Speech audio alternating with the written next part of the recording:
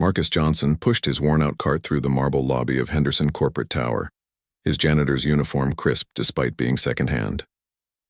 The early morning shift meant fewer people around, which suited him fine. Less chance of awkward encounters with the executives who barely noticed him anyway. At 32, Marcus had learned to make himself invisible in these gleaming corporate spaces. His dark skin seemed to absorb the harsh fluorescent lights as he moved between offices, emptying trash bins and wiping down surfaces that cost more than his monthly rent. The irony wasn't lost on him that he cleaned spaces worth millions while struggling to keep his own small apartment. His phone buzzed with a text from his 8-year-old daughter Zoe. "Daddy, don't forget my school play is Friday." Marcus smiled, his first genuine expression of the day. Everything he did was for her. After her mother left 3 years ago, claiming she couldn't handle the financial stress, it had been just the two of them against the world. The 20th floor housed the executive offices where the real power lived. Marcus had been cleaning this floor for 2 years, yet most executives walked past him like he was furniture. Sometimes he wondered if they even realized he was human, not just another piece of cleaning equipment. As he approached the corner office, he heard raised voices. Richard Henderson III, the company's CEO, was on his usual morning conference call. Henderson was everything Marcus wasn't. White, wealthy, and wielding power that could change thousands of lives with a simple decision. At 55, Henderson had inherited the company from his father and grandfather, never knowing what it meant to truly struggle. "Fire another 200 from the Detroit plant," Henderson's voice carried through the slightly open door. "Stock price needs to jump before the quarterly report. Shareholders don't care about sob stories." Marcus paused, his hand tightening on the cart handle. 200 families would lose their income because of a phone call. He thought about his own precarious position, how one complaint could cost him this job and leave Zoe without her father's steady presence. Henderson emerged from his office, designer suit perfectly tailored, checking his gold watch. He barely glanced at Marcus, then stopped abruptly. "You're new here, right?" "No, sir, I've been cleaning this floor for 2 years," Marcus replied quietly, keeping his eyes respectfully lowered. Henderson frowned, as if trying to process this information. "Well, make sure my office is spotless. I have important meetings today." He strode toward the elevator, leaving Marcus standing in the hallway. As Marcus entered the expansive office, he noticed the family photos on Henderson's desk. A wife who looked like she belonged in magazines, 2 teenage children at expensive private schools, vacation shots from places Marcus had only seen in travel documentaries. The contrast between their worlds couldn't have been starker. He cleaned methodically, his trained hands working efficiently around priceless artifacts and awards. The office spoke of generations of privilege, of doors that opened automatically for people like Henderson. Marcus wondered what it would feel like to never worry about rent, about grocery money, about whether his daughter's shoes would last another month. The morning proceeded normally until Marcus heard a commotion from the elevator area. Shouting, then a loud crash. He stepped into the hallway to see Henderson lying motionless near the elevator, his briefcase scattered, papers everywhere. The executive appeared to have tripped, his head hitting the marble floor hard. "Mr. Henderson?" Marcus called out, rushing toward the fallen man. Henderson's eyes were open but unfocused, a thin line of blood trickling from a cut on his forehead. His expensive suit was twisted awkwardly beneath him. "I can't." Henderson's voice was barely a whisper. "I can't move my legs. Something's wrong." Panic crept into his usually commanding tone. "Don't hurt me, I can't move." The words hung in the air between them. Here was one of the most powerful men in the city, vulnerable and afraid, looking up at the janitor he'd barely acknowledged moments before. Marcus knelt beside him, his cleaning cart forgotten. "I'm not going to hurt you. Mr. Henderson, I'm going to help you." Marcus pulled out his phone, dialing 911 with steady hands despite the gravity of the situation. "This is Marcus Johnson at Henderson Corporate Tower. We need an ambulance on the 20th floor immediately. A man has fallen and appears to have a spinal injury." While they waited for emergency services, Marcus stayed with Henderson, talking calmly to keep him conscious. "The paramedics are coming, sir. Try to stay still and keep talking to me." Henderson's eyes focused on Marcus for perhaps the first time ever, really seeing him. You know my name, but I don't know yours." "Marcus Johnson, sir. I've been cleaning your office for 2 years." Henderson closed his eyes, whether from pain or shame, Marcus couldn't tell. The powerful CEO who had just casually destroyed 200 jobs was now completely dependent on the compassion of a man he'd never bothered to acknowledge as human. The ambulance sirens grew closer, echoing through the marble corridors of the corporate tower. Marcus continued to monitor Henderson's breathing, checking his pulse, applying basic first aid he'd learned when Zoe was a baby. He couldn't have known that this moment, this choice to help rather than simply walk away, would change both their lives forever. As paramedics rushed from the elevator, Marcus stepped back to give them room. Henderson's eyes sought him out one more time before the medical team took over. "Thank you," Henderson whispered, the words carrying more weight than any he'd spoken in years. Marcus nodded, watching as they carefully loaded the injured executive onto a stretcher. He gathered the scattered papers, straightened the area, and returned to his cleaning cart.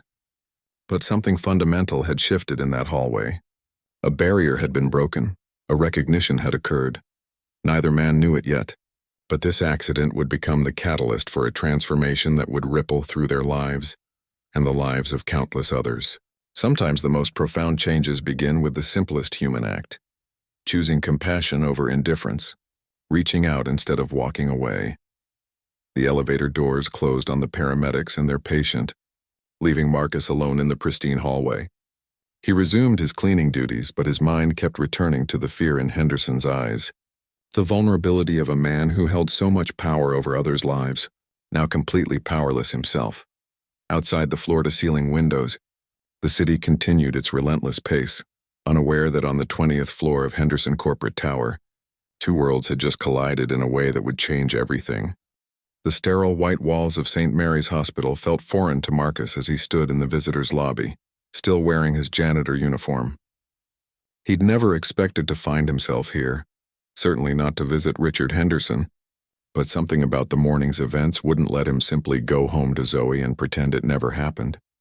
Henderson lay in the intensive care unit, tubes and wires connecting him to machines that beeped steadily.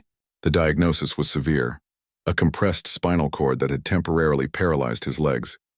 The doctors spoke in careful, measured terms about possible recovery and extensive rehabilitation, but their eyes told a different story. Marcus hesitated at the doorway. Henderson looked smaller somehow, diminished without his expensive suit and commanding presence. His wife Catherine sat beside the bed, perfectly composed despite the circumstances, her designer clothes and jewelry still impeccable. She glanced up when Marcus entered, confusion flickering across her face. "I'm sorry, are you with the hospital staff?" she asked, not unkindly but with the automatic assumption that a black man in work clothes must be there in some service capacity. "No, ma'am. I'm Marcus Johnson. I work at your husband's building. I was there when he fell." Henderson's eyes opened at the sound of Marcus's voice. "You came," he said, surprise evident in his tone. "I wanted to see how you were doing." "Sir." Marcus approached the bed cautiously, aware of how out of place he must look in this private room that probably cost more per day than he made in a week. Catherine's expression shifted as understanding dawned. "You're the one who called the ambulance. The doctor said if someone hadn't acted quickly—" She paused, composing herself. "Thank you." Over the next few days, Marcus found himself returning to the hospital during his lunch breaks. At first, it was simple human decency, checking on someone who'd been hurt. But gradually something deeper developed. Henderson, stripped of his corporate armor and faced with an uncertain future, began to reveal glimpses of the person beneath the executive facade. "I keep thinking about what I said that morning," Henderson confessed during one visit, "about firing those workers. 200 families. I said it like I was ordering coffee." Marcus sat in the uncomfortable visitor chair, choosing his words carefully. "You have the power to change that decision." "Do I? The board expects results. Shareholders want profits. Sometimes I feel like I'm just another cog in a machine, even from the executive suite." Henderson stared at the ceiling tiles. "That's probably hard to believe coming from someone like me." "Everyone's trapped by something, Mr. Henderson. The difference is some traps are made of gold." Henderson turned his head to look at Marcus directly. "Tell me about your life. Really tell me. I realize I don't know anything about the people who work in my building." So Marcus talked about Zoe and her dreams of becoming a teacher, about working 2 jobs to make ends meet, the corporate cleaning gig and weekend shifts at a grocery store. About the constant calculations in his head, rent versus groceries, gas money versus school supplies, hope versus harsh reality. I never knew, Henderson said quietly. I walked past you for 2 years and never knew you had a daughter. Dreams, struggles. I saw you as background. The honesty was brutal but necessary. Marcus appreciated it more than false sympathy. Most people do. We're invisible until you need something. As Henderson's condition slowly improved, their conversations deepened. Marcus brought photos of Zoe, sharing stories about her quick wit and fierce independence. Henderson talked about his own children, admitting he barely knew them beyond their expensive schools and extracurricular activities. I've given them everything except my time, my attention. They know my credit card number better than my favorite color. Henderson's laugh was bitter. Do you know what my daughter said when she visited? She asked if I was going to die because she had plans for the weekend. The revelation hung heavy between them. Marcus thought about Zoe's text messages throughout the day, her excited chatter about school, her genuine concern when he came home tired. The contrast was stark. Catherine visited daily, but Marcus began to notice the distance in her interactions with her husband. She handled logistics, speaking with doctors, managing business communications, coordinating with household staff, but there was little warmth, little genuine connection. It was as if Henderson's vulnerability made her uncomfortable. 30 years of marriage, Henderson observed one afternoon after Catherine had left early for a charity luncheon. But when crisis hits, I'm just another item on her to-do list. Marcus didn't respond immediately. His own experience with marriage had ended differently, but with similar emotional distance. Sometimes people show love the only way they know how, he finally said, and sometimes they don't know how to show it at all. The physical therapy sessions were grueling. Henderson, accustomed to commanding rooms and making instant decisions, struggled with the slow, painful process of relearning to walk. Marcus often arrived to find him frustrated to the point of tears. I can't even stand up without help, Henderson said during one particularly difficult day. How am I supposed to run a company? Same way you got through today's therapy, Marcus replied. One step at a time. It was during these vulnerable moments that Marcus began to see past Henderson's privilege to the human being underneath. Yes, he'd been born into wealth and opportunity that Marcus would never know. But he was also genuinely struggling with questions that wealth couldn't answer. What was the purpose of his life? Had he done more harm than good? Was it too late to change? Marcus found himself in the unexpected role of counselor, drawing from his own experiences of starting over after his wife left, of building a life from nothing but determination and love for his daughter. You keep talking about what you can't do, Marcus pointed out one day. What about what you can do? Henderson considered this. From his hospital bed, he could still make phone calls, send emails, influence decisions. The question was whether he would use that power the same way he always had. The answer came sooner than either of them expected. Henderson's assistant brought news that the board was moving forward with the Detroit plant layoffs in his absence, along with additional cuts to the janitorial and maintenance staff to streamline operations. Marcus would be among those laid off. Henderson stared at the termination list, his face pale. They can't do this. They can and they are, Marcus said calmly. It's business. No. Henderson's voice carried an edge of the authority Marcus remembered from their first encounter. This isn't business. This is exactly the kind of thoughtless cruelty I've been guilty of my entire career. For the first time since his accident, Henderson reached for his phone with purpose. Whatever happened next, Marcus realized, would determine whether their unlikely friendship had truly changed anything, or if it was simply a moment of connection that would fade once Henderson returned to his world of power and privilege. The call Henderson was about to make would be the first test of whether a man could truly transform, or if the systems that created him were too powerful to overcome. Henderson's fingers trembled slightly as he dialed the conference number for an emergency board meeting. Marcus started to leave, giving him privacy, but Henderson shook his head and gestured for him to stay.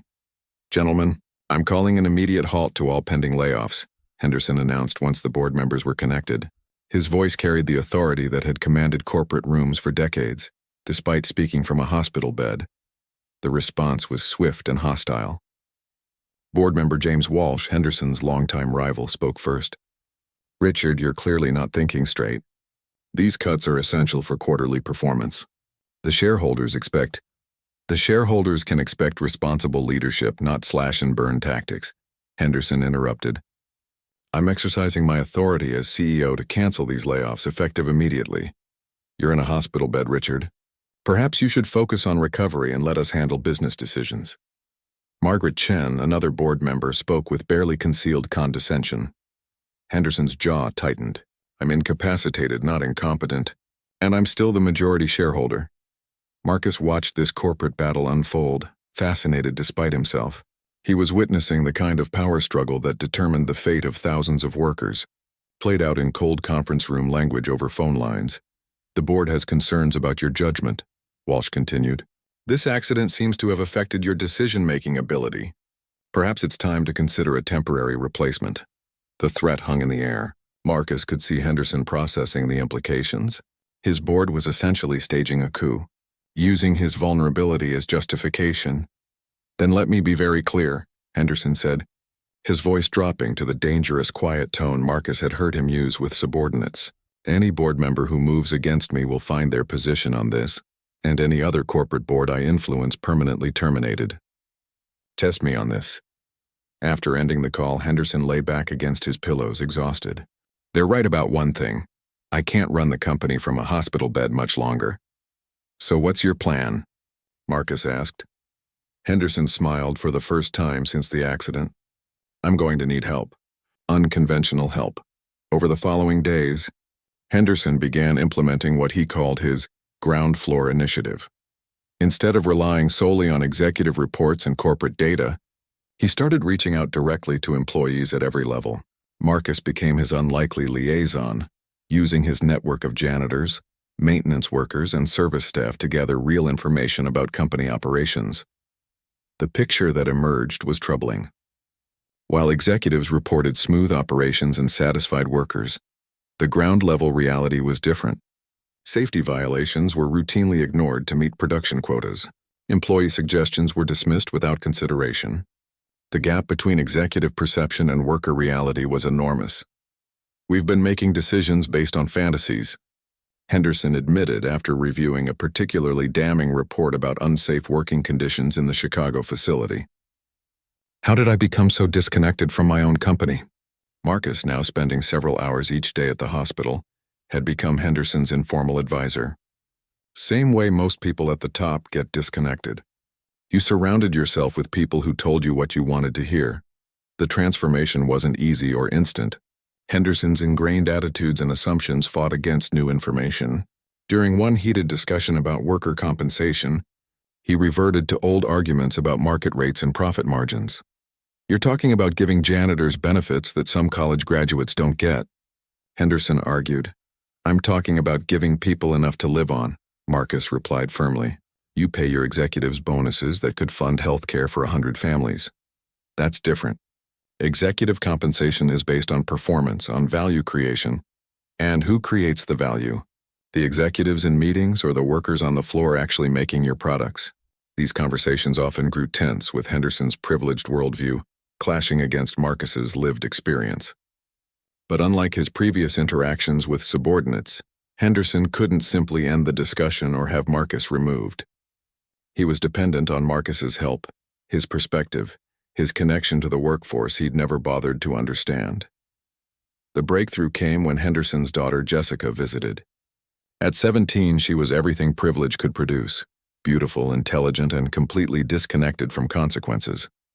She complained about her expensive car needing repairs, dismissed the hospital staff as incompetent, and showed no interest in her father's condition beyond how it might affect her social plans. After she left, Henderson sat in silence for a long time. That's who I raised, he finally said. That's the person I created with all my advantages and opportunities. Marcus thought about Zoe, who thanked him for every small gift, who helped elderly neighbors carry groceries, who saved her allowance to buy Christmas presents for less fortunate classmates. Money doesn't make you a good person, Marcus said gently, but it can insulate you from the experiences that do. This realization catalyzed a more fundamental change in Henderson. He began using his influence not just to prevent layoffs, but to actively improve conditions throughout the company. He established anonymous reporting systems for safety violations, created employee advancement programs, and implemented profit-sharing initiatives. The board's resistance intensified. Walsh organized a coalition of members determined to remove Henderson from power, arguing that his erratic behavior was damaging shareholder value. They scheduled a formal vote of no confidence. "They're going to win," Henderson told Marcus the night before the vote. "I've spent 30 years building relationships based on mutual greed. Now that I'm threatening that system, those relationships mean nothing." Marcus had been thinking about this possibility. What if you didn't fight it alone? The next morning, something unprecedented happened at Henderson Corporate Tower. As board members arrived for their crucial meeting, they found the building surrounded by employees. Word had spread through Marcus's network about the vote and its implications. Workers from every level, janitors, technicians, administrative staff, even some lower-level managers, none had gathered in peaceful demonstration. They held signs reading "Fair Wages Now" and "Workers' Voices Matter," but the message was clear. They supported Henderson's changes and opposed a return to the old ways. Inside the boardroom, Walsh looked out at the crowd nervously. "This is highly irregular. These people have no stake in corporate governance." "These people are our corporate governance," Henderson replied from his wheelchair, speaking via video conference. "They're the ones who make this company function every day." The demonstration had an unexpected effect. Several board members, seeing hundreds of their employees united in support of Henderson's reforms, began to reconsider their positions. Public opinion mattered, especially with social media coverage of the event spreading rapidly. When the vote was called, Henderson survived by a narrow margin. But the real victory wasn't in the boardroom. It was in the parking lot, where Marcus watched hundreds of workers celebrate knowing their voices had been heard. Henderson's transformation was far from complete, but it had reached a tipping point. The man who had once fired 200 workers without a second thought was now fighting to protect and empower them. The question was whether these changes would last once he returned to the pressures and temptations of his old world. Marcus suspected the real test was still to come. 3 months after the accident, Henderson was finally ready to return to work. The wheelchair was gone, replaced by a walking cane he used more for confidence than necessity, but the real changes weren't physical.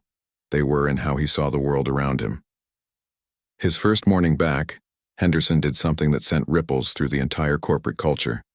Instead of taking the executive elevator directly to the 20th floor, he rode the regular elevator, stopping at every level to talk with employees. The conversations were awkward at first.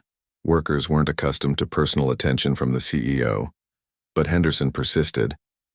Marcus, who had been officially promoted to Employee Relations Coordinator, a position Henderson created specifically for him, watched these interactions with a mixture of pride and concern. Change was happening, but resistance was building.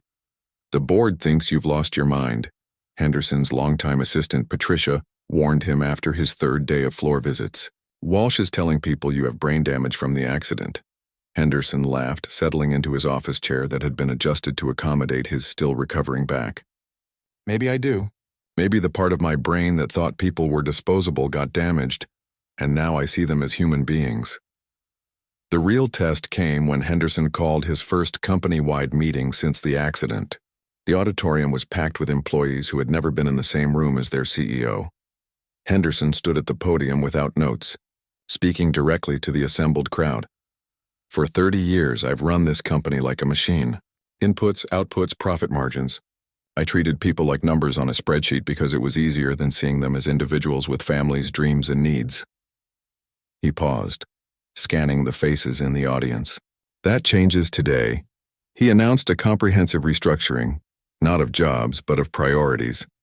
A $15 minimum wage for all employees, regardless of position, tuition assistance programs, on-site childcare, mental health support services, profit-sharing bonuses tied to company performance rather than just executive bonuses. The audience was silent at first, uncertain whether to believe what they were hearing. Then someone in the back started clapping, and the applause spread through the room like wildfire. Henderson felt something he'd never experienced in decades of corporate presentations: genuine appreciation from his employees. But not everyone was celebrating. The changes were expensive, and competitors were quick to point out that Henderson Industries was prioritizing social experiments over shareholder value. Stock prices fluctuated wildly as investors tried to determine whether Henderson's transformation was genuine or just a publicity stunt. Catherine's response was particularly harsh. She confronted her husband in his office one evening, her perfectly controlled facade cracking for the first time. "You're destroying everything we've built," she said, pacing behind his desk. "The country club is talking about our charitable phase. Our friends think you've gone completely insane." "Maybe our friends weren't really friends," Henderson replied calmly. "Maybe they were just business relationships dressed up as social connections." "And what about our marriage? Was that just a business relationship too?" The question hung between them, heavy with decades of unexamined assumptions. Henderson realized he didn't know how to answer, because he wasn't sure he'd ever thought of their marriage as anything else. A merger of compatible social positions, a strategic alliance between wealthy families. "I don't know," he admitted, "but I'd like to find out if it could be something more." Catherine's response was telling. Instead of exploring that possibility, she hired a divorce attorney. The papers were served while Henderson was visiting the Detroit plant he'd once planned to close, talking with workers about implementing new safety protocols. Marcus found him in his office that night, holding the divorce papers and staring out at the city lights. "I'm sorry," Marcus said simply. "Don't be. She's been planning this for months, probably since the board vote. Catherine doesn't like uncertainty, and I've become very uncertain." Henderson set the papers aside. "How's Zoe's school play preparation going?" It was typical of Henderson now, deflecting personal pain by focusing on others. Marcus had told him about Zoe's starring role in her school's production of A Midsummer Night's Dream, and Henderson had surprised everyone by asking for updates. "She's nervous, but excited. It's her first lead role." Marcus hesitated. "She asked if you might want to come. I told her you're probably too busy. Actually, I'd love to come." "When is it?" The night of the school play, Henderson did something else that would have been unthinkable before his accident. He sat in a crowded elementary school auditorium, surrounded by parents in casual clothes, watching 8-year-old Zoe Johnson command the stage as Titania, Queen of the Fairies. Zoe was magnetic, her natural charisma and careful preparation evident in every line delivery. Henderson found himself genuinely moved by her performance, thinking about his own children's school events that he'd missed for board meetings and business trips. After the show, Zoe ran up to Marcus and Henderson, still wearing her fairy crown and glittering costume. "Did you like it?" "Did I do good?"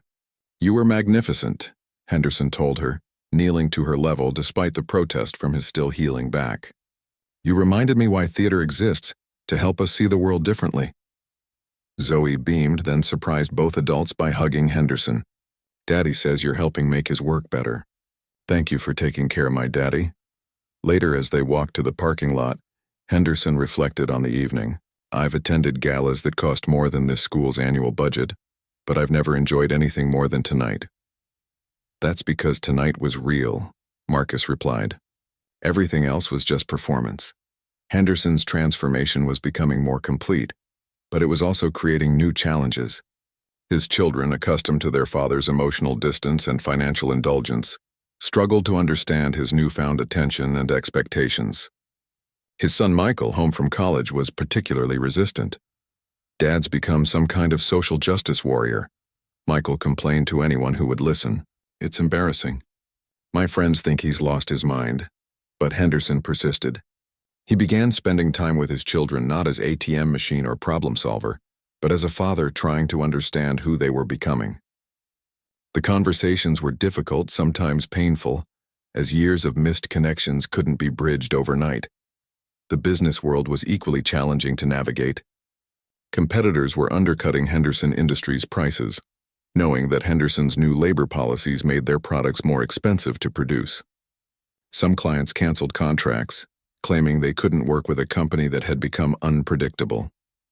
During one particularly difficult board meeting, Walsh presented devastating quarterly reports. "We're hemorrhaging money and market share. These feel-good policies are destroying our competitiveness. What's our employee retention rate?" Henderson asked. "Highest in our industry, but customer satisfaction scores? Also highest, but the costs, innovation metrics, New product development? Walsh grudgingly admitted that creative output was up significantly. Employees who felt valued and secure were contributing ideas and improvements at unprecedented rates, so we're building a sustainable business model based on human capital rather than exploiting disposable workers, Henderson concluded. That's not failure, that's evolution. But evolution, Henderson was learning, was never smooth or predictable. The real test of his transformation was approaching. A hostile takeover attempt that would determine whether his changes could survive in a business world that still valued profit over people. Marcus watched his friend navigate these challenges with growing respect. Henderson was learning what Marcus had always known, that doing the right thing was rarely the easy thing, but it was always worth the struggle. The hostile takeover attempt came from Phoenix Capital, a massive investment firm known for buying companies, stripping assets, and selling the pieces for maximum profit. Their offer was generous, too generous, which meant they saw Henderson Industries as ripe for dismantling. James Walsh, who had been quietly building support among board members, revealed himself as Phoenix Capital's inside advocate. During what Henderson thought was a routine board meeting, Walsh delivered his bombshell. Phoenix Capital is offering 30% above market value for all outstanding shares. The shareholders deserve the opportunity to vote on this offer, Walsh announced, his smile predatory. Henderson felt the familiar tightness in his chest that had preceded his accident, but instead of the helpless rage he once would have felt, he experienced something different: clarity. This company isn't just a collection of assets to be sold off, Henderson said calmly. We employ 8,000 people across 12 states. Phoenix Capital will fire half of them within 6 months. That's not our concern, board member Margaret Chen interjected. Our fiduciary responsibility is to shareholders, not employees. Our responsibility is to all stakeholders, Henderson countered. Shareholders, employees, customers, communities. Phoenix Capital serves only one master: profit. The debate was fierce, but Henderson knew the outcome was predetermined. Walsh had been working behind the scenes for months, promising board members lucrative consulting contracts with Phoenix Capital after the acquisition. Henderson's reforms had made him powerful enemies who saw this as their chance for revenge. That evening, Henderson sat in his office after everyone had gone home, staring at the employee photos Marcus had encouraged him to display on his walls. Faces of workers whose lives would be destroyed by Phoenix Capital's efficiency measures. Families who depended on Henderson Industries not just for paychecks, but for health insurance, retirement security, and stable communities. Marcus found him there at midnight, still in his suit but looking defeated in a way he hadn't since the early days of his recovery. They're going to win, Henderson said without looking up. I own 42% of the company, but Phoenix Capital only needs 51% to take control. Walsh has been buying shares through shell companies for months. So what are you going to do? Henderson laughed bitterly. What can I do? I'm one person against an entire system that rewards destroying lives for profit margins. Marcus pulled up a chair. Remember what you told me when I was worried about Zoe starting school in a new district? You said one person who cares deeply can change more than 1,000 people who don't care at all. The reminder sparked something in Henderson. Over the next few days, he began reaching out to people he'd never considered before. Community leaders, union representatives, local politicians, even religious leaders from neighborhoods where Henderson Industries had facilities. His pitch was simple. Phoenix Capital would devastate these communities. But there might be another way.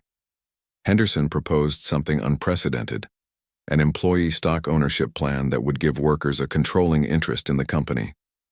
It was complex, requiring massive restructuring and significant personal financial sacrifice from Henderson himself. But it would protect jobs and maintain the community-centered policies he'd implemented. The plan faced enormous obstacles. Banks were hesitant to finance such an unconventional arrangement. Lawyers warned about liability issues. Even some employees were suspicious, wondering if this was just another corporate manipulation. Marcus became Henderson's most important ally in convincing workers that the plan was genuine. His credibility in the employee community was crucial for building the trust necessary to make such a radical transition work. He's not the same man who used to walk past us like we were invisible, Marcus told skeptical groups of workers. But actions matter more than words. Look at what he's done since the accident, not what he did before. The transformation wasn't just professional, it was deeply personal. Henderson's relationship with his children slowly began to improve as he learned to prioritize their emotional needs over their material wants. His son Michael, initially resistant to his father's changes, gradually began to respect the man Henderson was becoming. "I never thought I'd say this, but I'm actually proud to have you as my father now," Michael admitted during a rare family dinner. "Before you were just this successful businessman who happened to live in our house. Now you feel like a real person." Jessica, Henderson's daughter, took longer to adjust. Her entire identity had been built around privilege and exclusivity. Her father's egalitarian transformation threatened her sense of special status. But even she began to see benefits when Henderson started actually attending her school events and showing genuine interest in her thoughts and ambitions beyond their social value. The most poignant change was in Henderson's relationship with his ex-wife, Catherine. She had expected him to revert to his old patterns once the initial shock of the accident wore off, but as months passed and his transformation deepened, she began to realize she had divorced a man she might have actually loved if she had ever known him. "I keep thinking about what our marriage could have been if you'd been this person from the beginning," she admitted during one of their difficult conversations about dividing assets. "But I also know I wouldn't have been ready for this version of you back then." Henderson nodded sadly. "We were both playing roles we thought we were supposed to play. I'm not sure either of us ever tried to be real people together." Meanwhile, the battle with Phoenix Capital intensified. Walsh had convinced several major institutional investors to support the takeover, and Phoenix Capital launched a sophisticated media campaign portraying Henderson as an unstable leader whose emotional decisions were destroying shareholder value. The campaign was effective. Stock prices dropped as financial media questioned Henderson's competency. Headlines read, "CEO's midlife crisis costs shareholders millions and Henderson Industries. When social justice goes too far." But Henderson had learned something crucial from Marcus about the power of authentic relationships. While Phoenix Capital had money and media influence, Henderson had something more valuable: genuine support from people whose lives he had actually improved. The employee ownership plan gained momentum when Henderson made a stunning personal commitment. He announced he would transfer his entire 42% stake in the company to the employee trust at cost, essentially giving up hundreds of millions in personal wealth to ensure worker ownership. "Money I inherited isn't the same as money I earned," Henderson explained to a packed auditorium of employees. "This company's value was built by generations of workers, not just executives. It's time the ownership reflected that reality." The announcement sent shockwaves through the business world. Financial analysts called it corporate suicide, but something unexpected happened. Other business leaders, inspired by Henderson's example, began publicly supporting the employee ownership model. Some were competitors who had grown tired of the race-to-the-bottom mentality that Phoenix Capital represented. More importantly, the communities where Henderson Industries operated rallied behind the plan. Local governments offered tax incentives to support the transition. Credit unions and community banks, usually unable to compete with major financial institutions, pooled resources to provide financing. Marcus watched Henderson navigate this crisis with growing admiration. The man who had once made decisions based purely on financial projections was now considering factors he'd never thought about before: community impact, worker dignity, long-term sustainability over short-term profits. "You know this might fail," Marcus warned him during one late-night strategy session. "Phoenix Capital has resources we can't match. If the employee ownership plan doesn't work, you'll have lost everything for nothing." Henderson looked at the photos on his walls, not just of employees now, but of their families, their communities, their dreams made possible by stable employment. "I already lost everything that mattered when I spent 30 years treating people like numbers. At least now I'm fighting for something worth believing in." The final board vote was scheduled for the following week. Henderson had managed to delay the decision long enough to fully develop the employee ownership alternative, but the outcome remained uncertain. Walsh and his Phoenix Capital allies were confident they had the votes to force the sale.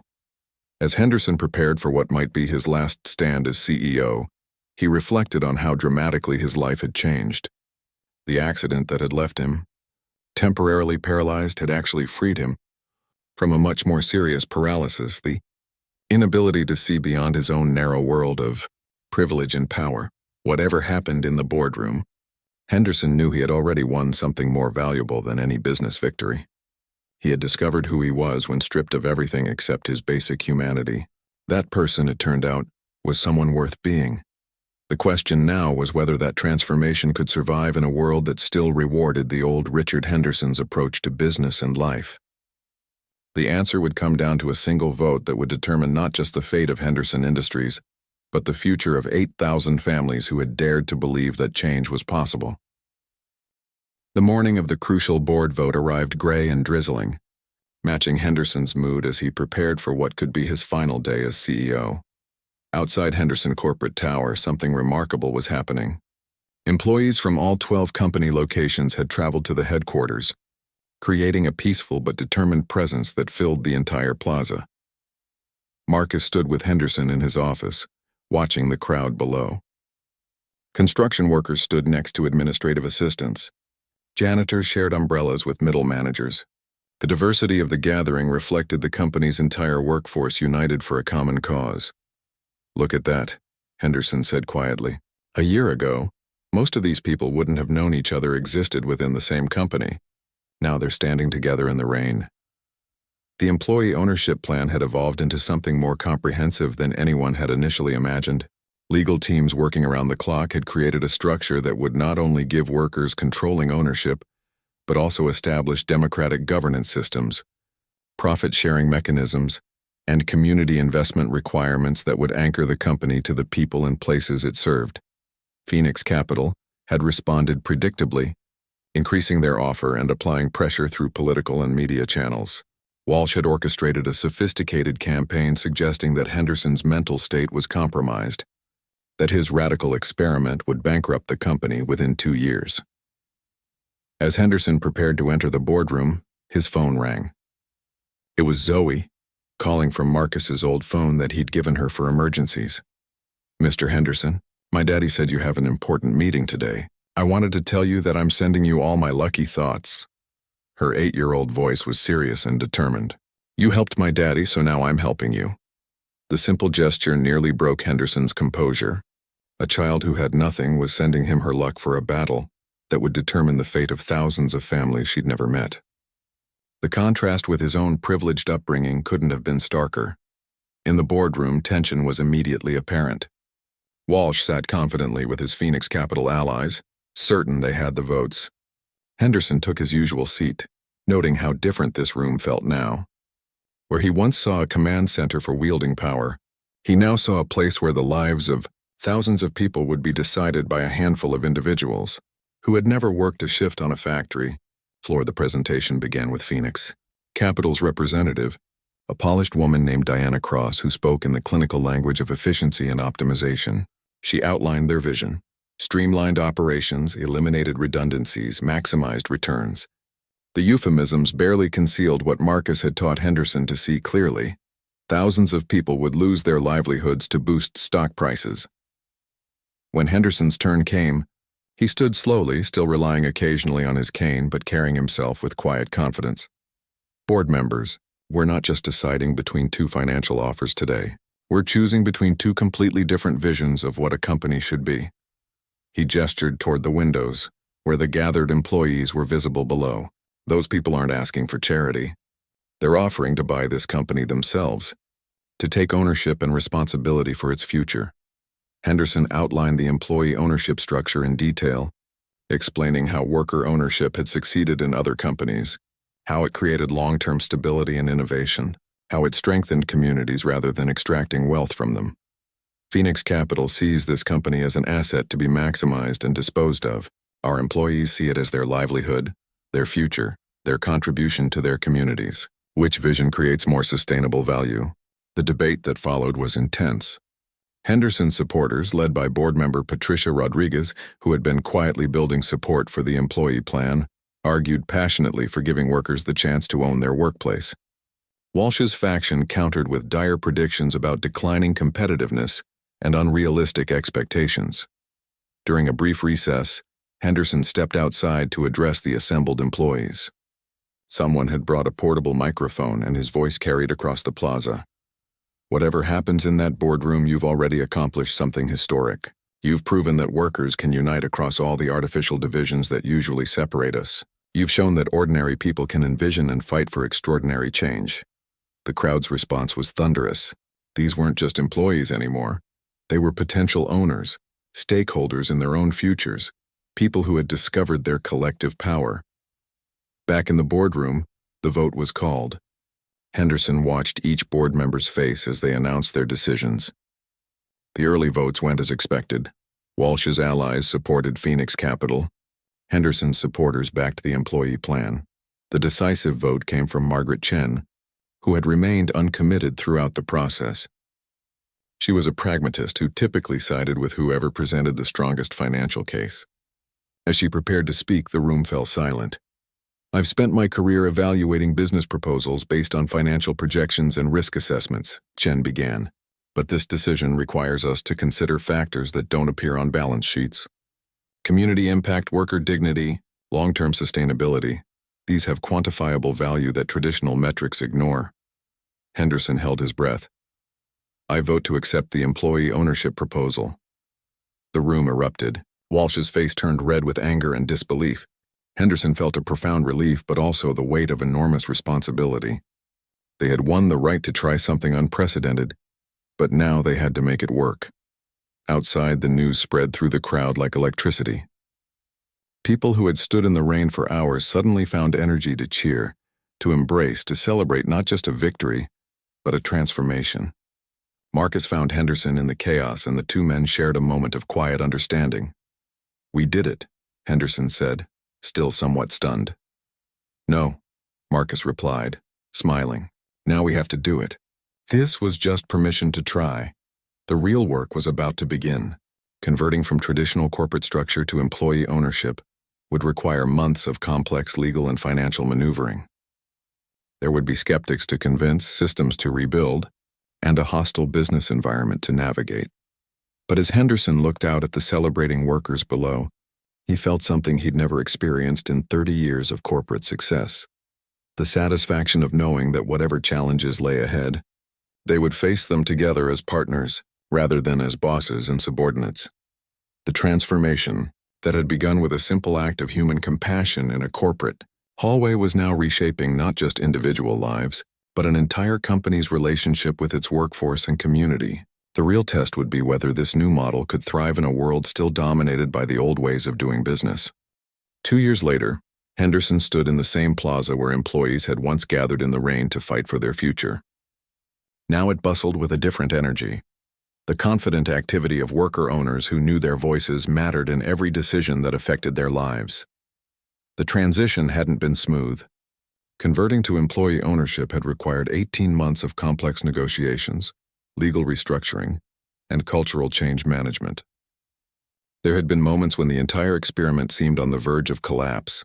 The first major crisis came 6 months after the vote, when a key supplier canceled their contract, claiming they couldn't work with an unstable company. Other corporate partners followed suit, worried about the precedent Henderson Industries might set. For several weeks, it looked like Walsh's dire predictions might prove correct, but something remarkable happened. The worker owners didn't panic or blame leadership.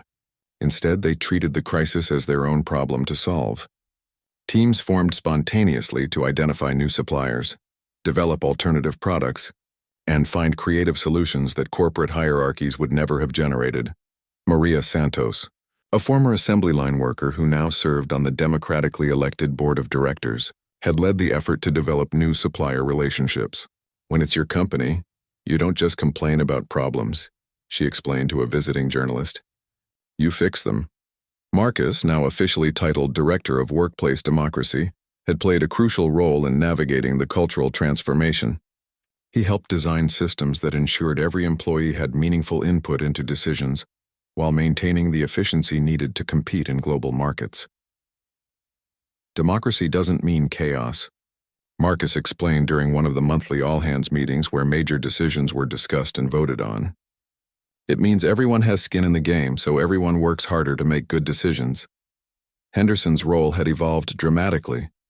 No longer the commanding CEO making unilateral decisions, he now served as what they called coordinating executive, a leadership position, accountable to the worker owners, and focused on external relationships and long-term strategy.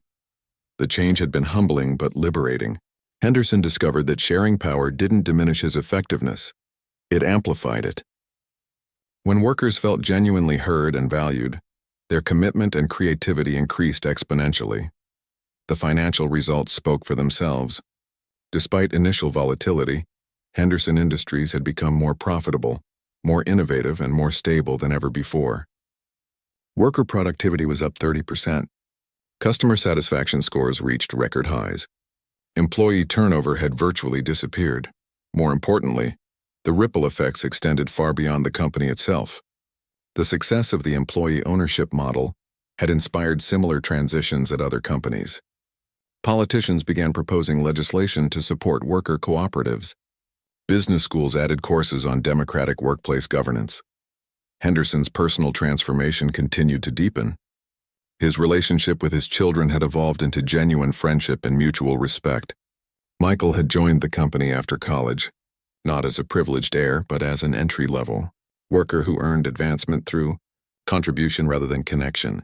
Jessica had surprised everyone by choosing social work over the luxury lifestyle she'd grown up expecting. Dad showed me that having everything means nothing if you're not using it to help other people, she explained when Henderson expressed amazement at her career choice. Perhaps most remarkably, Henderson and Catherine had begun tentatively exploring reconciliation.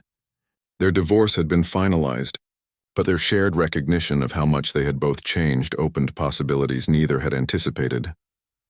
"I fell in love with your potential," Catherine admitted during one of their careful conversations, "but I was too afraid of change to help you reach it. Now I see who you really are, and I wonder if we could try again." Henderson was cautious but hopeful. We'd be starting over completely. Different people, different values, different relationship. Maybe that's what we needed all along. The most meaningful relationship in Henderson's life remained his friendship with Marcus. What had begun as an accident of circumstance had evolved into a partnership that transcended their different backgrounds. Marcus's daughter Zoe, now 10 and starring in her school's production of Hamilton, had become like family to Henderson. "I never had a grandfather," Zoe announced one day while Henderson helped her practice her lines. "But if I could pick one, I'd pick you." The comment moved Henderson more than any business achievement ever had. He realized that his accident had given him something more valuable than he'd ever lost: the ability to form genuine human connections based on who he was rather than what he owned.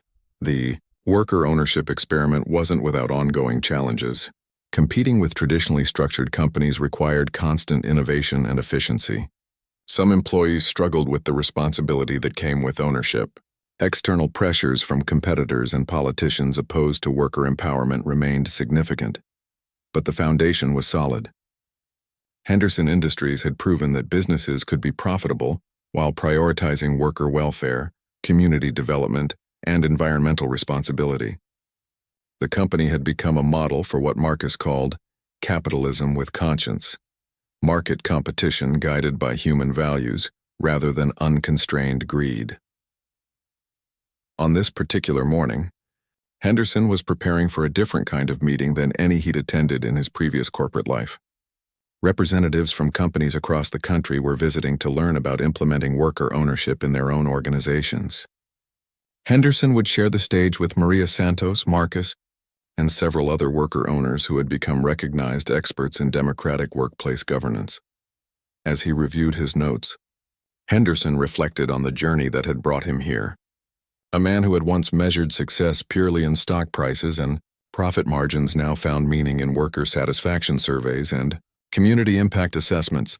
The accident that had temporarily paralyzed his legs had permanently freed his conscience. The fall that had left him helpless on a marble floor had lifted him to a level of purpose he'd never imagined possible. Marcus joined him in the conference room where they would address their visitors. "Ready for this?" Henderson smiled, looking out at the plaza where worker owners were arriving for their shifts, not as employees reporting to bosses, but as partners contributing to their shared enterprise. "I've been ready my whole life," Henderson replied. "I just didn't know it until a janitor taught me how to see." The transformation was complete, but the work would never end. Every day brought new opportunities to prove that businesses could succeed while treating people with dignity. That profit and compassion weren't mutually exclusive. That ordinary people could achieve extraordinary things when given the chance to own their destinies. Henderson Industries had become more than a company. It was a demonstration that fundamental change was possible, that power could be shared rather than hoarded, that success could be measured in human flourishing rather than just financial accumulation. The accident had ended one story and begun another. The man who had once walked past workers without seeing them now stood with them as partners in building a different kind of future. It was a future where falling down could lead to rising up, where vulnerability could become strength, and where the simple act of helping someone in need could transform not just two lives, but an entire community's understanding of what was possible.